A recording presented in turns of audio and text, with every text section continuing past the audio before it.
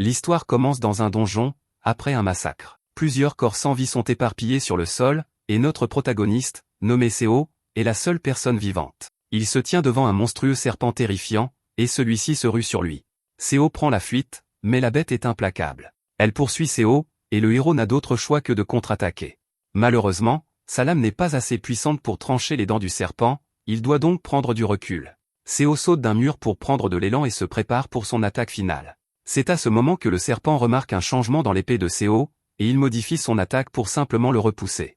Seo subit d'énormes dégâts aux organes internes, et la bête charge à nouveau. Seo parvient enfin à charger l'attaque qu'il essayait de faire depuis tout ce temps, et son épée brille dans ses mains. Seo ordonne au serpent de se calmer, enfin, et il plonge son épée dans sa tête. Un flux de puissance émane de lui dans toutes les directions, mais le serpent s'avère trop puissant. L'épée de Seo se brise, et il se retrouve sans espoir, en l'air. La bête mord la jambe de Seo, et Seo fait de son mieux pour poignarder l'œil du serpent. Cette bête est cependant inarrêtable, car elle mord le bas du corps de Seo et le fracasse contre un mur. Seo hurle de douleur, la souffrance étant insupportable, et il n'arrive pas à croire que sa vie va se terminer ainsi. Alors que les choses empirent, Seo attribue tout cela à quelqu'un nommé Kan. Un retour dans le passé montre un homme nommé Kan disant à Seo que la mission doit réussir à tout prix. En retour, Kan a dit qu'il s'assurerait que Seo soit correctement récompensé. De retour au présent, Seo est dans un sale état après avoir été déchiqueté par le serpent. Seo ne peut qu'en rire, et il déclare qu'il n'y a pas moyen que sa vie se termine ainsi. Le serpent ne prête même pas attention à ses paroles et s'approche pour le dévorer. C'est alors que Seo entend une voix, et le temps s'arrête complètement. La voix est agacée et dit à Seo qu'il fait beaucoup trop de bruit. Seo n'a aucune idée de ce qui vient de se passer, car il pensait qu'il allait mourir à coup sûr. La voix est surprise de voir que Seo peut l'entendre, et Seo explique qu'elle n'est pas son premier reliquat parlant. Il ne sait pas quel reliquat elle est, mais il exige qu'elle se débarrasse du serpent et le laisse partir.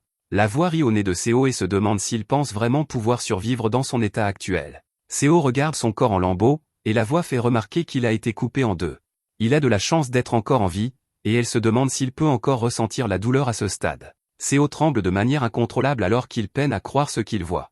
La voix explique que même si elle se débarrassait du serpent, Seo ne pourrait pas sortir d'ici.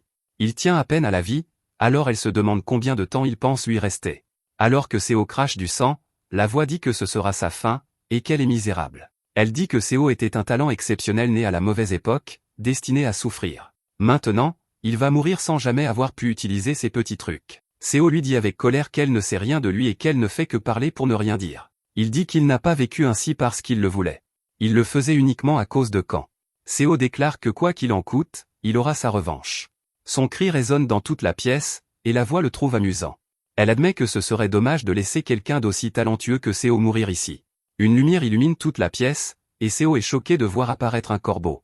La voix sort du corbeau et déclare qu'elle va donner une chance à Seo. Elle lui dit d'aller réclamer le trône du vrai roi. Une lumière aveuglante jaillit du corbeau et enveloppe Seo. Seo ressent une douleur immense, mais cette fois, c'est parce que la lumière guérit son corps. Quelques instants plus tard, Seo se demande de quoi parlait ce stupide corbeau. Il a mentionné quelque chose à propos d'un roi, mais Seo ne sait pas ce que cela signifie.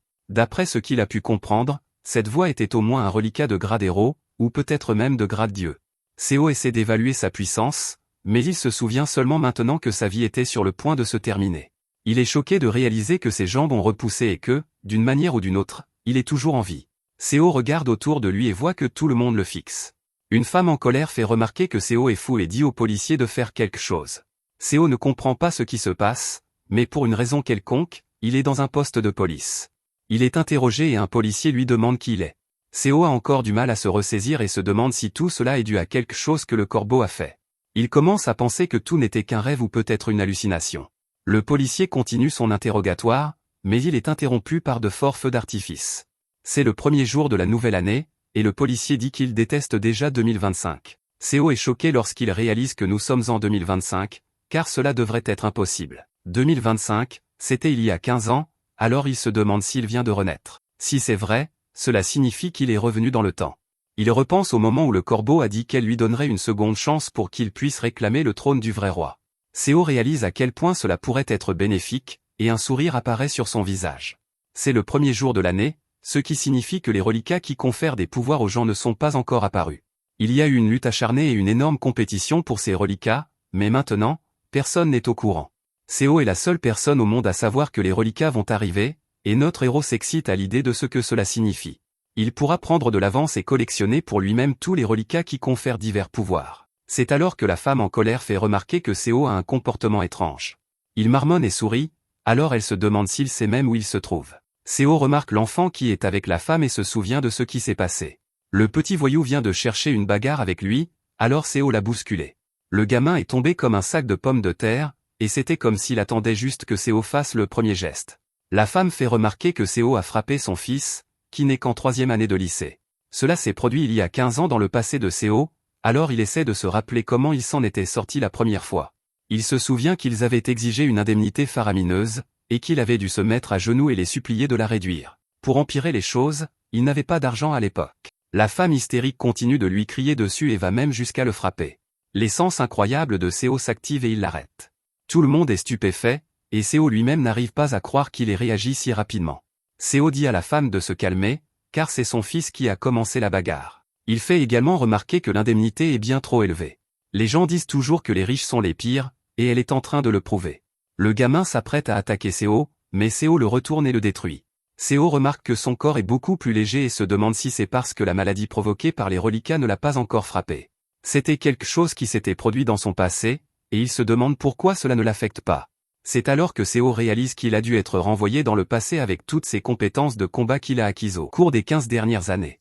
Seo est vraiment excité car il vient de revenir dans le temps sans perdre aucun de ses pouvoirs. Le gamin dit à Seo qu'il vient de faire une énorme erreur, et Seo se souvient qu'il est dans un poste de police. Il est mis dans une cellule, mais il se rappelle que rien de ce qui arrive maintenant n'a d'importance. Une fois que les reliquats apparaîtront, le monde deviendra un désert sans loi. Seo explique qu'en 2025, de gigantesques tremblements de terre ont secoué toute la planète, et des tombes sont apparues partout. À l'intérieur des tombes, on a trouvé des reliquats issus de légendes, de contes populaires et de fictions célèbres. Les gens ont toujours dit que les histoires dont on se souvient à travers les âges possédaient un pouvoir, et cela n'a jamais été aussi vrai qu'à ce moment-là. Ceux qui sont entrés en possession de reliquats ont reçu toutes sortes de capacités. C'est pourquoi les gens du monde entier se sont lancés à la recherche de leurs propres reliquats. Par chance, Seo a trouvé le reliquat de l'archéologue. On ne saurait trop insister sur l'importance de cette trouvaille, et Seo dit qu'il a décroché le jackpot. Après avoir acquis une vaste connaissance des tombes et des reliquats, Seo a pensé qu'il pourrait enfin changer sa vie misérable. Malheureusement, Seo allait découvrir que ce n'était pas vrai. Un jour, il a vu quelques types essayer d'entrer dans une tombe. On leur a dit que c'était interdit, mais cela ne s'était jamais produit auparavant. Les gardes ont expliqué que la société TKBM détenait les droits d'excavation de la tombe. Les types ont refusé de partir, mais les gardes ont dit qu'ils mettraient fin à leur jour s'ils ne le faisaient pas. S'ils continuaient à défier l'autorité, les gardes ont promis qu'ils ouvriraient le feu. Seo explique que c'est le moment où tout a changé. Khan était un président de TKBM, et il était à l'origine de quelque chose. Lui et un grand nombre de monopoleurs ont rendu impossible pour quiconque sauf eux-mêmes l'excavation de reliquats. Heureusement pour Seo, sa capacité d'excavation a été reconnue, et il a été recruté par TKBM. Khan a engagé Seo, et Seo a effectué toutes sortes de travaux sales pour lui. Ces travaux comprenaient la contrebande, l'espionnage et le pillage de tombes. Seo s'introduisait dans des tombes que le gouvernement avait interdites et faisait sortir des reliquats en contrebande. Khan n'avait qu'à rester en retrait, et il gagnait des millions grâce au dur labeur de Seo. Seo a acquis une mauvaise réputation, et d'autres l'appelaient un charognard. Ils le détestaient pour avoir fait la courbette devant un monopoleur, et il disait à Seo qu'il n'aurait rien sans Khan. Ces insultes ne faisaient que faire sourire Seo, car il était amusé par la façon dont les autres voyaient les choses. Seo pensait qu'il avait choisi de devenir le chien de Khan, et il supportait chaque insulte et humiliation. Il a traversé toutes sortes d'épreuves, et au final, rien de tout cela n'avait d'importance. De retour au présent, Seo répète qu'une fois que les reliquats apparaîtront, le monde entier deviendra un désert sans loi. Il est content de pouvoir encore se battre, mais cela ne suffira pas. Il doit se préparer à commencer l'excavation le moment venu, mais il ne sait pas comment il va s'y prendre. C'est alors que des mots flottent dans l'air devant lui, et Seo ne comprend pas ce qui se passe. Il est écrit « Pilleur de tombes Seo », et il se demande s'il voit des choses. Soudain, d'autres mots apparaissent, et il est dit que c'est un voleur minable qui ne sait même pas se servir d'une pelle. Seo réalise que seul un reliquat pourrait faire cela, et il se demande si c'est l'œuvre du corbeau. Il suppose que le corbeau doit l'observer, alors il exige qu'il se montre. C'est alors que son écran de statut se met à jour pour montrer l'une de ses compétences. C'est sa compétence de base de pilleur de tombes appelée espion, qui lui permet de détecter tout dans un rayon d'1 mètre. Seo maudit le corbeau et se demande si sa vie est devenue une sorte de jeu. Un autre écran apparaît et dit que Seo a une nouvelle quête. Il doit éveiller les 4 compétences cachées en lui pour devenir un pilleur de tombes accompli. Seo ne sait pas comment donner un sens à tout cela, et un garde lui dit de faire moins de bruit. Cela fait réaliser à Seo qu'il est le seul à voir l'écran flottant. C'est alors qu'il remarque que tout ce qui se trouve dans un rayon d'un mètre est vraiment limpide. Il se souvient que c'est la capacité que lui a donnée le reliquat de l'archéologue. C'est assez étrange car cela signifie que le reliquat a disparu, mais que la capacité est restée d'une manière ou d'une autre. Seo est en fait plutôt content de cette fenêtre de statut car cela signifie qu'il peut réellement voir ses informations sur ses capacités. Seo remarque que sa compétence de base n'est qu'une des 4, ce qui signifie qu'il y en a 3 autres. Il est bien parti, mais il ne peut s'empêcher de se demander ce que le corbeau recherche. Les reliquats n'aident jamais les humains, il se méfie donc d'elles. C'est alors qu'un type arrive pour faire sortir Seo de la cellule. Il s'appelle Jian Wu, et il dit que le petit voyou est un récidiviste. Jian dit à Seo de ne pas s'inquiéter car il va s'occuper de tout. Seo le remercie, mais cela ne fait que faire rire Jian Wu. Seo a l'air d'une personne normale pour une fois, alors Jian Wu suppose que la cellule l'a effrayé. Seo nous explique que Jian Wu est un détective, et qu'il a pris soin de lui quand il n'avait personne d'autre. Sur le chemin du retour, Seo demande s'il y a eu récemment des incidents bizarres, comme des gens possédés ou tout ce qui touche au super-pouvoir. Jian Wu est pris au dépourvu et se demande si Seo va bien. Il pense que Seo devrait parler à un médium pour ce genre de choses, mais ensuite il se souvient de quelque chose. Il dit que sa femme a peut-être des super-pouvoirs parce qu'elle arrive toujours à trouver sa cachette secrète. C'est évidemment une blague, alors Seo en déduit que les utilisateurs de reliquats ne sont pas encore apparus. Les deux amis se séparent, et Seo réfléchit à la situation. En ce moment, des tombes semblent être apparues ça et là, mais il n'y a toujours pas d'utilisateurs de reliquats. Il décide que le moment est parfait pour agir. La seule chose qui le retient est le manque d'argent. Il se souvient que la plupart des premiers reliquats sont apparus en Europe et dans les Amériques. Cela signifie qu'il va devoir trouver de l'argent pour des billets d'avion. C'est alors qu'il croise des voyous qui le connaissent et qui se demandent pourquoi il ne travaille pas. Ils essaient de l'intimider, mais Seo les regarde simplement comme sa nouvelle source de revenus. Le chef de ces voyous s'appelle Park. C'est un ancien mafieux qui est maintenant un voyou local et un courtier en articles. Il tient une petite galerie d'art avec sa sœur aînée nommée Kangju. À l'époque du lycée, Seo était désespéré pour de l'argent, alors il a travaillé à temps partiel pour eux. Pour une somme dérisoire, Seo supportait leurs coups, et il était traité comme un chien. Les voyous essaient de l'embêter comme d'habitude, et un type lui dit de faire attention. Il s'apprête à frapper Seo, mais Seo l'envoie voler d'un seul coup de poing. Les voyous sont sans voix, et Seo leur demande s'ils en ont assez. Il leur dit de courir et de transmettre un message à leur patron. Il déclare qu'il donne sa démission, et qu'il veut son solde de tout compte et ses indemnités. Les voyous n'ont jamais vu Seo agir ainsi, alors ils ne le prennent pas au sérieux. Park essaie de l'attaquer, mais Seo lui fracasse le visage.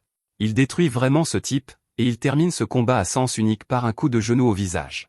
Les voyous restants sont stupéfaits parce qu'ils ont toujours pensé que Seo ne savait pas se battre. Un autre type lui dit de la fermer pour qu'ils puissent tous se ruer sur Seo en même temps. Ils essaient, mais c'est un véritable massacre. Seo démontre ses incroyables capacités de combat et les abat un par un. Les voyous ne peuvent que se tordre de douleur, chaque partie de leur corps leur faisant mal. Des corps sont éparpillés partout, et l'un des voyous se demande ce qui se passe. Seo a toujours été un perdant faible, alors cela n'aurait pas dû être possible. Seo pense que tout cela est grâce à ses 15 années de compétences accumulées. C'est alors qu'il remarque que ce jeune corps n'a pas les muscles nécessaires pour soutenir l'utilisation de ses compétences. Les choses pourraient mal tourner, alors il doit finir rapidement. Park est furieux après s'être raclé, alors il sort un couteau. Un des voyous lui dit de faire attention car ce couteau pourrait coûter la vie à Seo. Park s'en moque parce que Seo les a manqué de respect après tout ce qu'ils ont fait pour lui. C'est alors que Seo remarque que ce couteau est en fait un reliquat. Les reliquats sont extrêmement difficiles à obtenir, alors il se demande pourquoi cet abruti en a un. Ce n'est pas si choquant, cependant, car il arrive que des reliquats s'échappent de leur tombe et se cachent dans la société humaine. Park s'approche pour attaquer avec le couteau, mais notre héros reste imperturbable. En fait, il est plutôt content car ce reliquat va maintenant lui appartenir. Park tente de poignarder Seo à plusieurs reprises, mais notre héros esquive chaque coup. Il humilie complètement ce type, et il tourne même son couteau vers son cou. Il prend ensuite le couteau complètement et dit à Park qu'il est désormais à lui. Seo déclare qu'il va leur montrer comment s'en servir vraiment, et il active le couteau. Il permet à Seo de voir l'intérieur de son adversaire, et il leur donne des capacités supplémentaires. Seo se déplace à une vitesse fulgurante, et les voyous s'effondrent par terre. Ils n'arrivent pas à croire que Seo les ait réellement poignardés, et Seo se demande s'ils veulent continuer. Les voyous s'enfuient et appellent leur patron. Park raconte à sa sœur ce que Seo leur a fait, mais elle a du mal à le croire. Seo a toujours été une victime, mais Park explique qu'il est comme une personne totalement différente. Elle se demande combien d'argent Seo leur a pris, alors Park explique honteusement qu'il a pris tout ce qu'il y avait sur son compte. Seo a également pris la statue bouddhiste, donc Kangju pète les plombs. Elle traite Park d'idiot et lui dit de la récupérer. À proximité, Seo examine la statue de Bouddha parce qu'il sent que quelque chose ne va pas. Park lui a dit qu'elle ne valait pas grand-chose, mais Seo en sait plus. Il a entendu Qiang Ju paniquer à son sujet, ce qui signifie que ce ne peut pas être une camelote. Seo utilise sa compétence d'espion qu'il vient de débloquer, et elle révèle que la statue cache une substance suspecte à l'intérieur. Seo ouvre le dessous, et une fiole étrange en tombe. Seo sait exactement ce que c'est, et il dit que ce n'est pas quelque chose qu'on apporte chez un prêteur sur gage. Il a une idée, alors il appelle son ami détective Jian Wu. Peu après, la police fait une descente dans la galerie de Qiang Ju après avoir reçu une information concernant plusieurs infractions liées à la drogue. Il s'avère que la vente de la fiole trouvée était remplie de drogue. Qiang Ju insiste sur le fait qu'il ne vende que de l'art, mais la police a des preuves. Le flic suppose qu'elle en cache plus dans son entrepôt secret, et elle n'arrive pas à croire qu'il soit au courant. Elle se calme en se rappelant que chaque pièce de l'entrepôt est protégée par un mot de passe. Malheureusement pour elle, les flics ont déjà infiltré les lieux. Ils ont trouvé de la drogue cachée dans chaque pièce artistique entreposée dans l'entrepôt. Qiang Ju est horrifiée, et elle ne peut que se demander comment ils ont déverrouillé les portes. Elle se plaint que cela aurait dû être impossible, mais Jian Wu a une surprise pour elle. Il met son téléphone à son oreille, et elle est choquée d'entendre la voix de Seo. Seo lui dit qu'elle aurait dû vivre un peu plus décemment. C'est Seo qui a déverrouillé les portes, et il se moque de Qiang Ju pour ne pas avoir changé les mots de passe. Il lui dit de profiter de la prison, et elle est emmenée. Ensuite, un message de Jian Wu dit que Seo recevra une récompense de 10 millions de yens pour avoir aidé. Seo est content car cela couvre son capital de départ. Il va s'arrêter là pour aujourd'hui parce que demain, la chasse aux tombes commencera. Juste à ce moment, Seo voit qu'il y a une montagne géante à l'endroit où se trouvait son appartement.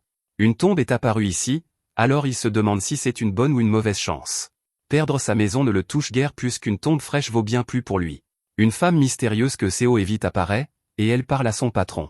Elle dit que le gouvernement n'est pas encore au courant des tombes, donc ils feront sauter celle-ci bientôt. Elle est cependant surprise quand un homme d'une équipe de fouilles rivale apparaît. Il se demande pourquoi Linda est si nerveuse, et Linda lui demande ce qu'il fait ici.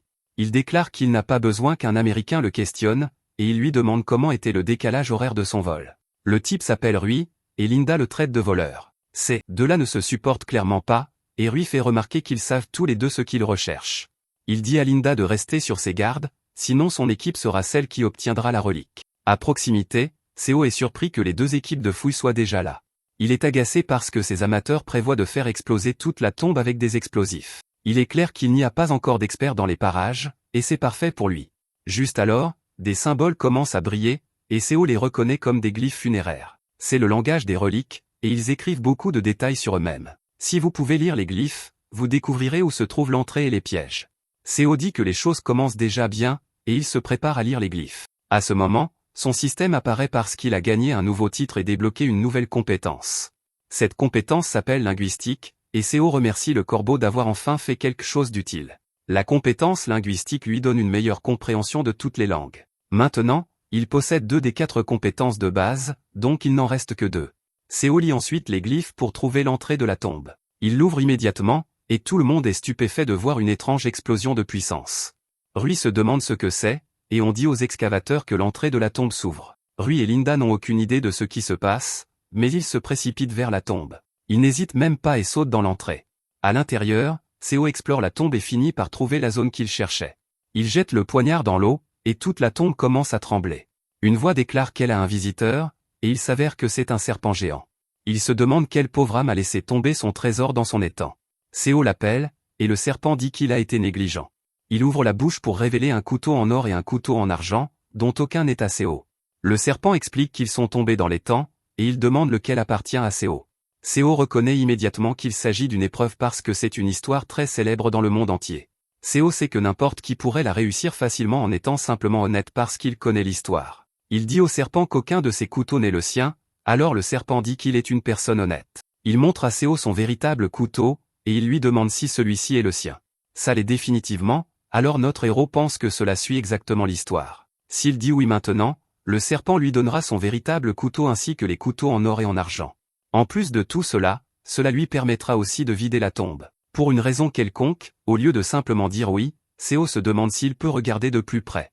Le serpent le permet, alors notre héros s'approche. Surprenant, il utilise un couteau pour couper le serpent, et celui-ci exige de savoir ce qu'il fait.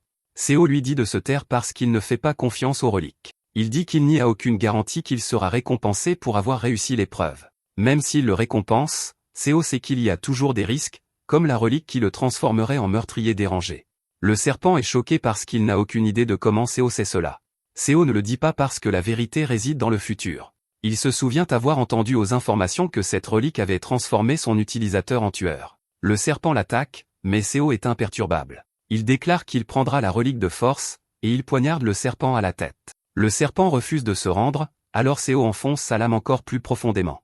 Alors que le serpent se débat, Seo pense à quelque chose appelé l'affinité. C'est la capacité de contrôler les reliques par la confiance.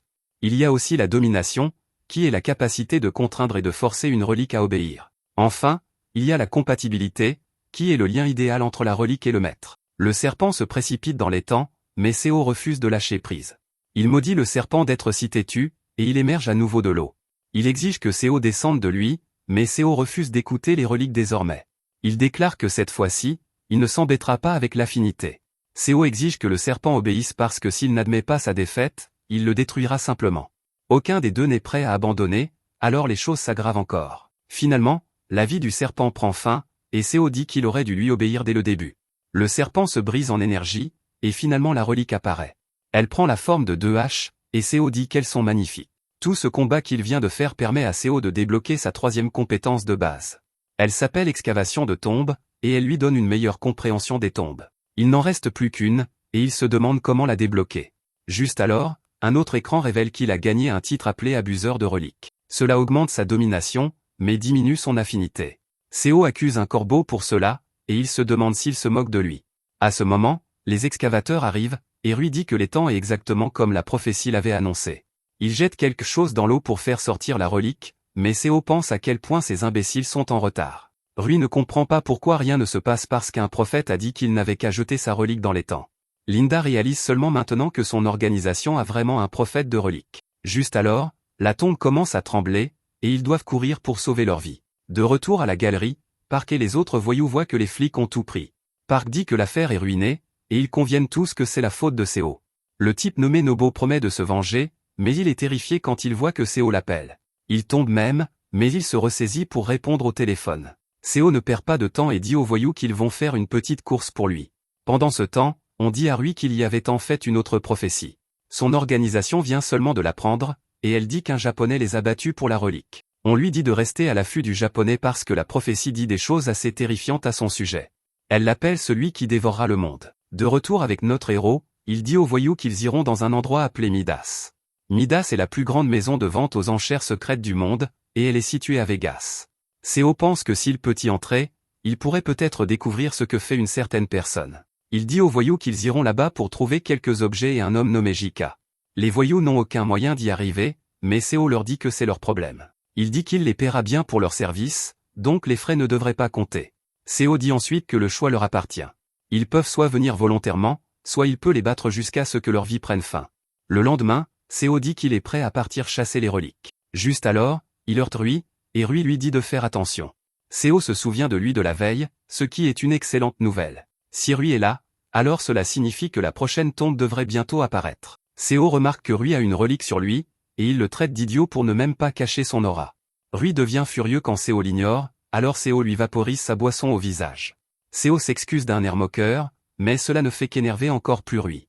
Notre héros les suit, mais ce qu'il fait vraiment, c'est voler la relique de Rui. Seo lui rend sa carte d'identité, et Rui est juste content qu'il ne l'ait pas regardé. Il pense que personne ne doit savoir qu'il est ici. Juste alors, le sol commence à trembler, et Seo est certain qu'il s'agit d'une manifestation de tombe. Rui est ravi parce que c'est exactement comme la prophétie l'a dit. Il reçoit un appel de son patron, et il lui annonce la bonne nouvelle. Malheureusement, on dit à Rui qu'une autre prophétie vient d'arriver. Elle dit que le même japonais avec la hache en or et en argent se trouve quelque part à proximité. Aussi, pour une raison quelconque, elle dit que Rui devrait faire attention à l'alcool. Seo lui a vaporisé de l'alcool au visage, alors Rui se demande s'il est le gars de la prophétie. Les deux manifestations provoquent une quantité incroyable d'énergie qui jaillit du sol, et c'est bientôt terminé. Seo reprend connaissance après avoir été assommé par le tremblement de terre, et nous voyons que la même chose est arrivée à plusieurs autres personnes. Des épées sont sorties dans toutes les directions, et Seo dit que rien dans tout cela ne semble accueillant. Il peut sentir à quel point ce tombeau est dangereux, ce qui signifie que la relique à l'intérieur doit être une mauvaise. C'est un tombeau rempli d'épées brisées, alors Seo se souvient du futur qu'il appartient à une relique appelée Muramasa. Les Muramasa étaient une famille de forgerons d'il y a longtemps, leurs lames étaient célèbres pour leur netteté exceptionnelle. Pendant 3 générations consécutives, l'aîné mâle a trouvé la mort par une lame Muramasa. À cause de cela, leurs épées sont devenues connues comme des lames maudites qui ont anéanti une famille entière. Seo se souvient que ce tombeau est particulièrement hostile envers les humains. À ce moment-là, 2 fenêtres de statue apparaissent pour donner quelques avertissements à Seo, l'une dit que l'aura vicieuse de la relique attaque son corps, et l'autre dit que sa peau est endommagée. Seo ressent soudainement une douleur intense et il voit les dégâts qui lui sont infligés. Les effets de la relique ont déjà commencé, alors il réalise qu'il va devoir vider ce tombeau rapidement. Il est prêt à y aller, alors il dit à Muramasa de l'attendre. Malheureusement, un peu plus tard, Seo est complètement épuisé. Il cherche depuis longtemps et il se demande pourquoi ce tombeau doit être si grand. Il est si vaste que même la hache en or ne peut pas localiser la relique. Seo est sûr que le gars qu'il a rencontré plus tôt sait probablement où elle se trouve, et il souhaite l'avoir suivie. À ce rythme, le gars la trouvera en premier, alors Seo décide qu'il doit le trouver. Juste à ce moment, Seo entend des cris et il découvre qu'une fille a été possédée. Elle attaque un groupe de personnes, et Seo peut voir que la relique l'a possédée. Quiconque est coupé par une lame finira par être possédé aussi, donc les choses pourraient vraiment mal tourner. Si elle possède plus de personnes, alors il sera vraiment difficile d'obtenir la relique. Juste alors, Seo remarque un pont à proximité, et il réalise qu'il n'est apparu que parce qu'une condition a été remplie, la condition pour que le pont soit ici est que quelqu'un jette un sacrifice dans la fosse. Seo demande aux gens qui les a jetés là-bas, alors ils expliquent que c'était un gars de la République de Bent. Ils parlent de Rui, et ils expliquent qu'il vient de les pousser là-bas il y a un instant. Seo détermine qu'il doit encore être à proximité, donc il a encore une chance de le rattraper. Il sort les choses qu'il a volées à Rui, et il essaie de voir si elles seront utiles. Seo reconnaît immédiatement qu'il s'agit des reliques Surfis et Frère Lune, l'une est le moki qu'un tigre a exigé d'une mère sur le chemin du retour, et l'autre est la corde venue du ciel pour sauver les 2 frères et sœurs d'être dévorés. À ce moment-là, 2 autres fenêtres de statue apparaissent. Elles révèlent que Seo a gagné le titre de petit voleur de cochon et la compétence de base appelée dextérité. Cela signifie qu'il a les 4 compétences de base, et cette dernière est particulièrement utile. En dehors de tout autre avantage, la dextérité lui permet également d'apprendre à utiliser des objets inconnus très rapidement. La fenêtre suivante annonce que Seo a éveillé les 4 capacités, ce qui signifie qu'il est maintenant un pilleur de tombes à part entière. La quête est terminée, donc une récompense l'attend à la sortie du tombeau. Seo ne veut pas perdre de temps, alors il se dirige droit vers la fosse. La fille possédée l'attaque immédiatement, mais notre héros apprécie le combat. Il utilise sa lame pour la repousser, puis il utilise sa nouvelle relique pour enrouler une corde autour de la fille. La fille revient à la normale, alors Seo demande aux autres personnes s'ils ont vu où le gars est allé. Un gars explique qu'il a traversé le pont et est entré dans une grotte. Juste alors, la fille dit qu'elle aimerait que Seo enlève la corde. Seo peut entendre la corde parler, et elle dit qu'elle veut jouer à un jeu. Seo en a déjà marre, alors il la rappelle simplement. Il dit ensuite aux gens qu'il les fera sortir de la fosse, mais ils devront l'aider à trouver Rui. Il leur assure que lorsqu'ils le feront, il les laissera se venger de ce qu'il leur a fait. À proximité, Rui traverse le pont alors qu'il reçoit des indications du guide du futur. Il est ravi lorsqu'il trouve l'endroit où la relique est censée se trouver. Il descend dans la fosse et commence à chercher. Il dit que tout ce qu'il a à faire maintenant est d'obtenir Muramasa, et son travail sera terminé. Ensuite, il trouvera le gars qui l'a trompé, et il se vengera. Personne n'aura une chance contre lui après avoir trouvé Muramasa, alors il déclare que la victoire est sienne. Il devient très frustré, cependant, après avoir cherché pendant un moment et n'avoir trouvé que des épées brisées. Juste alors, toutes les personnes qu'il a jetées dans la fosse apparaissent derrière lui, et il se demande comment elles sont arrivées là. Elles le jettent immédiatement par terre et commencent à le frapper. Rui entend alors Seo rire à proximité, et il réalise que tout cela est de son fait. Seo utilise sa hache en or et lui dit de trouver la relique. C'est beaucoup plus efficace à cette distance, alors elle montre à Seo quelle épée est la relique. Seo l'attire à lui, et la relique commence à parler. Elle dit qu'elle est impressionnée que Seo ait pu la trouver. Elle dit à Seo que s'il désire son pouvoir, alors il doit la tremper dans le sang de 10 humains. Elle explique que seul le sang humain peut restaurer son corps brisé. Elle avertit que si Seo refuse, alors il ne pourra jamais quitter cet endroit.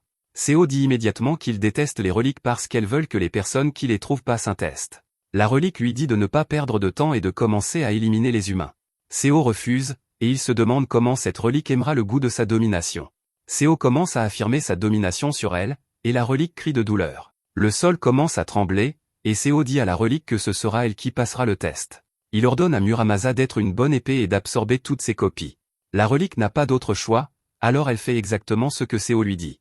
Elle absorbe la quantité infinie d'épées de partout, et elle libère des tonnes de puissance. La domination de Seo l'emporte à la fin, et Rui est stupéfait alors que Seo tient la nouvelle épée. Ensuite, tout le monde quitte la fosse, mais Seo aperçoit Rui essayant de s'échapper. Il dit à Rui qu'il ne viendra pas avec eux, alors Rui essaie de se sortir de cette situation par la parole. Il promet de recommander Seo au gouvernement.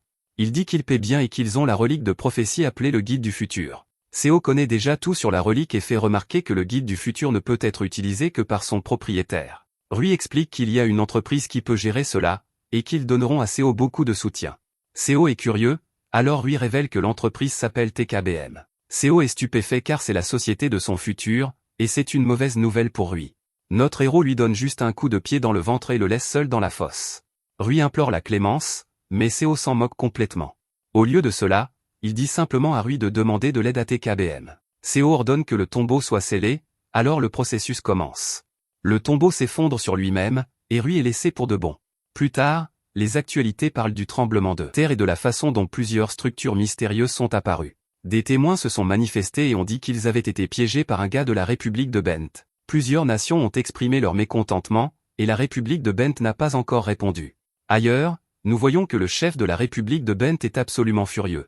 La nouvelle des tombeaux s'est répandue, et pour aggraver les choses, l'image de la République de Bent est traînée dans la boue. Le chef de l'équipe d'excavation est un homme nommé Xiao, et il dit qu'il y a eu une variable inattendue. Il dit que l'homme japonais de la prophétie est à blâmer pour tout cela. Le chef rappelle à Xiao qu'il avait promis d'éliminer ce gars, alors Xiao ne peut que s'excuser. Cependant, il dit que tout va bien maintenant, ils pourront suivre le gars partiellement avec l'aide du guide du futur. Le chef fait remarquer que cela ne fonctionne que sur les personnes que le propriétaire du guide du futur a rencontrées en personne. Xiao explique que Rui a été marqué par le livre lorsqu'il a eu contact avec l'homme japonais, donc ils peuvent maintenant le suivre partiellement. Xiao implore une dernière chance, alors le chef lui dit de ne plus échouer. Dans un hôtel quelque part, Seo regarde son bras blessé et dit que c'est le problème avec la domination. Il a ignoré l'épreuve de la relique et l'a forcé à se soumettre à la place. Il explique que plus la relique est puissante, plus sa résistance est forte. D'après les dégâts qu'il subit, Seo peut dire que son corps ne tiendra pas longtemps s'il continue comme ça. À ce moment-là, une fenêtre de statue lui rappelle que sa récompense pour avoir terminé la quête est prête. Elle lui dit de choisir soigneusement avant que la récompense ne soit accordée, et ses options sont une voie de domination ou une voie d'affinité. Bien sûr, notre héros déclare qu'il devrait être évident qu'il choisit la voie de la domination. La fenêtre de statue dit que sa récompense est maintenant accordée, mais rien ne se passe. Seo se demande pourquoi rien n'est apparu, alors il commence à chercher un coffre au trésor. Juste alors, il trouve un orbe étrange dans sa poche. Une fenêtre de statue révèle que c'est une relique consommable appelée nourriture instantanée, mais son grade est inconnu. Seo se demande s'il est censé manger cette chose parce qu'elle ressemble juste à une bille. Il détermine que si cela met fin à sa vie, alors c'est comme cela devait être. Il la mange, et il ressent immédiatement une pression intense. Étonnamment, la blessure sur son bras guérit complètement, et une autre fenêtre explique ce qui s'est passé. Elle dit que Seo a survécu au poison de la relique et qu'il s'est complètement rétabli. Maintenant, la capacité appelée tolérance a été découverte. Seo pense à comment, si cette compétence de tolérance peut neutraliser le poison des reliques, cela en fait une compétence exceptionnelle. Il pourra continuer à dominer les reliques sans aucun contretemps. Seo soupçonne que c'est l'œuvre du corbeau, alors il se demande ce qu'il manigance. Il ne peut que se demander comment le corbeau bénéficie du fait de lui rendre les choses beaucoup plus faciles. À ce moment-là, une autre fenêtre révèle qu'une relique de Grades l'a marqué, donc son futur est en train d'être lu. Seo se demande si le guide du futur l'a trouvé. Il explique que le guide du futur ne crée pas de tombeau pour que son utilisateur parfait le trouve, au lieu de cela, il choisit simplement son propriétaire lui-même. Seo se souvient du futur que la personne qu'il a choisi s'appelle Sasaki. Le gouvernement de la République de Bent a appris l'existence de Sasaki en premier dans le livre, alors ils lui ont offert un soutien généreux pour utiliser son pouvoir pour des excavations. Tout semblait bien au début, mais le gouvernement a rapidement appris que Sasaki ne se souciait pas beaucoup d'étudier. Elle pouvait à peine déchiffrer la langue archaïque du livre, donc elle leur était inutile. Un utilisateur plus puissant de reliques de prophétie est finalement apparu, donc le gouvernement s'est débarrassé de Sasaki. Cela ne s'est pas encore produit, cependant, alors nous trouvons Sasaki en train de regarder une émission de télévision. Son professeur l'interrompt pour lui faire remarquer qu'il est temps pour elle de lire le guide du futur. Malheureusement, la langue est beaucoup trop difficile pour elle et lui donne mal à la tête. Elle ne connaît aucun de ces caractères, alors son professeur lui dit d'écrire tous les caractères qu'elle ne connaît pas. Juste alors, elle crie de terreur alors que le livre dit que sa vie va se terminer. Ailleurs, Seo savoure son dîner et se demande combien de temps il faudra à un certain groupe pour arriver. Il s'avère que notre héros faisait des menaces contre la vie de Sasaki, il a écrit encore et encore qu'il l'éliminerait parce qu'il savait que le livre ne pourrait pas ignorer les menaces contre son propriétaire. Le but de Seo était d'attirer leur attention, et son plan fonctionne parfaitement. Il suppose que le livre a dû prophétiser sa mort, et il se demande combien de temps il faudra à l'organisation pour le trouver. Nous voyons à l'extérieur qu'ils sont déjà arrivés. Ils vont envoyer Sasaki se faire passer pour une serveuse, mais elle est terrifiée à l'idée de faire face à un homme qui essaie de mettre fin à sa vie. On lui dit de juste le regarder dans les yeux pendant une seconde pour que le livre puisse le marquer complètement. Ils sont sûrs qu'il ne sait pas à quoi elle ressemble, et ils ont plusieurs gardes ici au cas où quelque chose de mal arriverait. Sasaki arrive pour donner à Seo le sushi qu'il a commandé, mais elle tombe immédiatement amoureuse de lui. Pendant ce temps, Seo peut immédiatement dire qu'elle est la propriétaire du livre. Il est impressionné qu'elle soit venue à lui elle-même car c'est très audacieux. Seo tend la main vers son épée, alors l'équipe d'excavation se précipite pour protéger Sasaki. Il s'apprête à faire irruption, mais tout le monde est stupéfait lorsque Sasaki ferme la porte. Même Seo est sans voix, et Sasaki lui demande si elle peut devenir sa fan. Seo n'a aucune idée de ce qui se passe, et Sasaki dit qu'elle aimerait lui parler. Elle ne veut pas que quelqu'un d'autre entende, cependant, alors elle lui écrit un message. Sasaki révèle qu'elle l'aime vraiment, mais il ne pense pas que ce soit le bon moment pour flirter. Cependant, il réalise que cela pourrait être une bonne opportunité, alors il lui répond. Tout le monde à l'extérieur est prêt à faire irruption, mais la porte explose et Seo utilise sa corde pour les capturer. Seo dit que la nuisance est prise en charge, alors il emmène Sasaki à un rendez-vous. Merci d'avoir regardé mon résumé, n'oubliez pas d'aimer la vidéo.